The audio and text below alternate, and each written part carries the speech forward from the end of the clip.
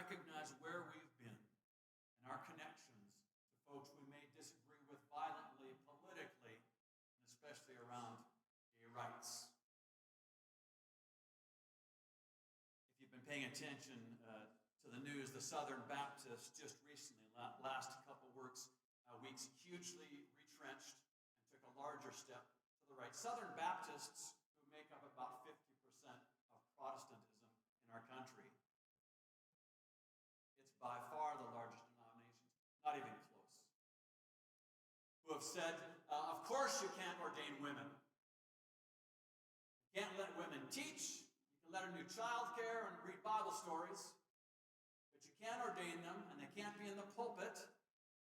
And if your church has ordained someone, you need to repent of that, or else you risk being disbarred from the denomination. That's where we are. In the last week, our Christian Reformed Church, that has some UCC roots as well, doubled down, excluding LGBTQI folks, calling to repent any congregation and pastors involved in acknowledging those unions, those marriages, and threatening disbarment for those clergy leaders and those congregations who have been open and affirming. That's us too, and I lament it. In this lurch to the right in the last few years, it's led to an increase in Christian nationalism. We didn't used to have book groups and discussion groups on Christian nationalism 5 and 10 years ago. Now we've got a number of them just a chuck. Christian nationalism, an ugly, unfaithful fear response full of anger and horrible theology, anti-democratic urges. Why all this anger? Why all this anger on the right especially? Why all this anger in more evangelical, to use that term, churches? The answer, some have suggested, is failure to lament. What we have failed to do in an era of great change and loss, because change is loss, that beneath the anger, and you'll know this if you spend any time doing therapy or being on the other end of the couch as the clients, that beneath anger is often sadness. I've been watching The Sopranos lately. This is 20 years old. Because Julie's not around. She never wanted to watch it, but when it's just me at dinner in front of the TV here in my apartment, I'm almost done. It's been a long, fun journey. Yeah. What was your time in Beaverton like? Well, I watched The Sopranos. One of the great elements of that exciting series, and I can't quite recommend it. There's a lot of violence and sex, and I don't want to get in trouble. It's a great show.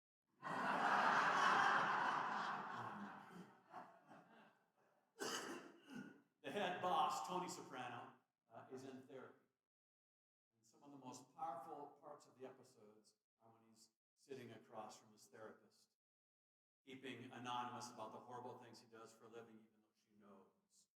And then as she helps him unpack what is beneath this literally murderous rage you have. And in a few episodes where he gets in touch with what his mom was like, what his dad was like, what his life is like, and that sadness comes through, it is Shakespearean. It is some of the deepest material I've ever seen on a screen. We need to learn how to lament before we take all our anger out on the folks around us. I know it's a little more broad than you want to admit. Me too.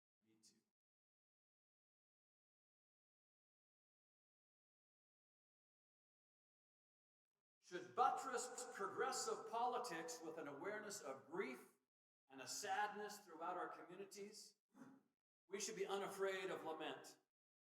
For that change in culture, it's a change from a phony homogeneity that gave great privilege to white folks, heterosexual folks, but it was security for us. It's been hard to lose that. We're sad about that, and that's why we're pissed off. yes, it was phony, it needed undoing, and there's lamenting to be done. And when we don't let it happen, there's a reason why it's a bunch of white men who are carrying out the anger. They need help. I need help. Lamentations. If you know this verse, the steadfast love of the Lord never ceases. God's mercies never come to an end. They are new every morning, new every morning. Great is your faithfulness, O God. Great is your faithfulness. It's a promise. It's a promise in the middle of this lament. I'm in chapter 3, picking up some of these themes. The Lord is my portion, says my soul, in whom I have hope. And then this was quoted in our call to worship a bit, and in our unison prayer, a disturbing passage out of 3, our lectionary for today. It is good for one to bear the yoke in youth, to sit alone in silence when the Lord has imposed it, put one's mouth to the dust. Yet there may be hope. To give one's cheek to the smiter, to be filled with insults, that is hard material. That's hard. That is matched maybe only by Job in our book. I don't know that I'll be your pastor long enough to do any Job work with you, but if you get a chance, Job does have spectacular resonance with suffering and how to make sense of it. That's where we are in Lamentations. It's good to bear the yoke, to sit in silence. Then this reminder, the Lord will not reject forever. This is very dense. He does not willingly afflict or grieve anyone. It's the sense of God being with us, not causing the suffering, but allowing us to sit in silence. That's just true if you've been around long enough. It's the question of God's presence in evil. Why lament? Friends, we don't need to defend God. We can't pretend to apologize for the whole church. But this group has to be good at lamenting. Where else will they hear it? 2 weeks ago, when I was preaching on my transgender daughter, Liz, a number of you came up and were very encouraging and supportive. I sure appreciate that. My own personal family struggle with justice and acceptance, and learning who we are, and lamenting who we are, trying to get along in the world. I had a great time with her this last weekend. The whole clan was around for my niece's wedding down in Carlton. Great weekend. Got to take them to Cannon Beach. Beautiful, sunny, hot day. No, your shorts will be fine. It was freezing out there. I could tell by my wife not looking at me, and she was already wearing some of my clothes, a vest and things. Isn't this pretty? And she was just, where's the car? We had a great lunch, a great drive, and then down in Carlton, if you know where that is. Wonderful little town, and Yam Hill, and some wineries, and a campground out there where we got married. We got to witness the whole thing. On Monday, before going to the plane then, wife Julie and kids, Kate, Mike, and Mike is Kate's husband, and Liz, my transgender daughter, took them first to the Arboretum. I just wanted to walk around a bit. I wanted them to see the Vietnam Memorial. Raise your hand if you've been to the Vietnam Memorial in the Arboretum. I highly recommend it. It's lamenting in context, gorgeous walls with names of deceased, along with dumb stuff that was going on at the same time, important stuff that was going on at the same time. Really a good mixing of this is how we lament. And I was walking with Liz then when we went downtown for lunch. Told her I'd used her as a reference from the previous week, and she blew that off and said, "Oh, like I'm not used to that after all these years." And said, "I'm preaching one more time on, since it's Pride Month and this is Pride Day, I'm preaching one more time. I don't know what text to use." She didn't take 2 more steps before she said, Jesus in the temple. Wow. That's a PK speaking, a preacher's kid who's heard it all. Where she had to remind me that 8 years ago, when she became out in public, she had to decide what relationship she could afford losing.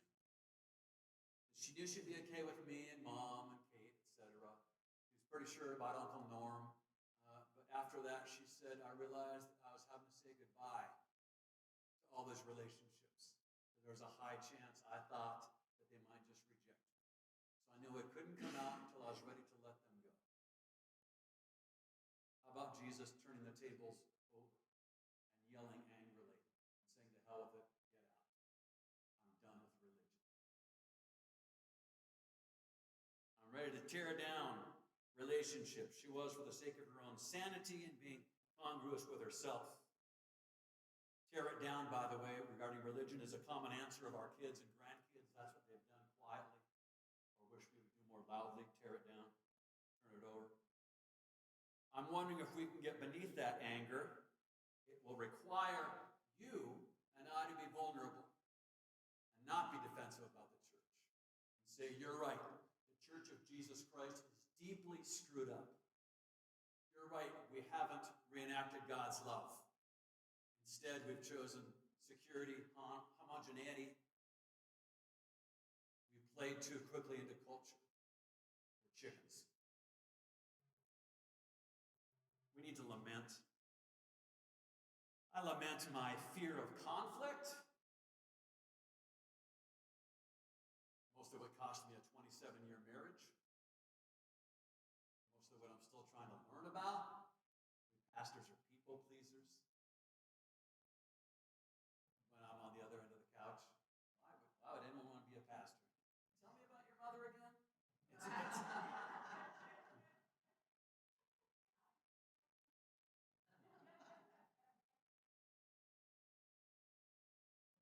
today, in closing, I just want to name John Hershey and Brian Bigland. I was in elementary and junior high with them. These boys were different, and we teased them. We didn't use late 60s. Was anyone using the word homosexual? Not in Bellevue, Washington. I wasn't a mean one, but I didn't do a damn thing about it either. I don't know Robert's last name. When we were starting to be aware of the mannerisms, the sensitivities, all that. And then when that teasing came, I was there, but I kept my hands in my pockets. I feel this in my body. Hands in my pockets, leaning against the wall in the hallway. When Robert was having to, I don't know what we were talking about, having to be defensive. Christian school, by the way. Does that make it worse or better? I don't know. Should have made it better, might have made it worse. Dante, the Inferno, describes murderers, rapists, where they all in their circles. And one of the circles is for the bystanders. You didn't do anything wrong, Mike. You didn't do anything wrong, Debbie. You just stood by. Yeah. Here's the punishment. I know, I don't believe in hell, don't worry. I'm a universalist. You're just going to think, this guy needs some therapy. You're not wrong. I'm enough of a Calvinist to know their actions matter. And I believe they matter to God. And God watches you and me. What we do and fail to do. I think about not too often, don't worry, Judgment Day, entering the gates, Brother Peter comes over to me with a welcome, maybe even a well done, then I know this sentence. And Don, we need to talk about Robert. We need to talk about Brian and John. We need to talk about why you thought that following Jesus Christ entailed staying quiet. That your fear of conflict was what you thought counted for faithfulness. Some of you folks, maybe a lot of you folks, have better relationships to God than do I. And maybe you can afford to be indifferent. I can't.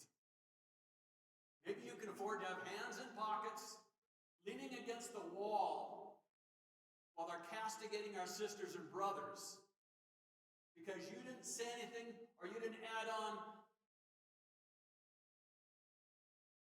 I can't afford that anymore.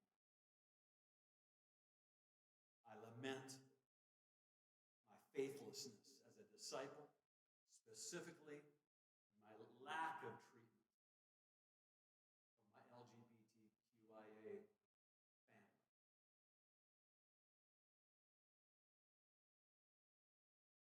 I'm ready for anger and disappointment towards the church. Bring it on. All I have is a willingness to lament, even confess. Then take sides, never be indifferent again, and then love. That's all I know how to do. That's all I've learned. This Pride Day, I'm proud to be a progressive Christian, open and affirming. I'm proud to represent Cedar Hills Church.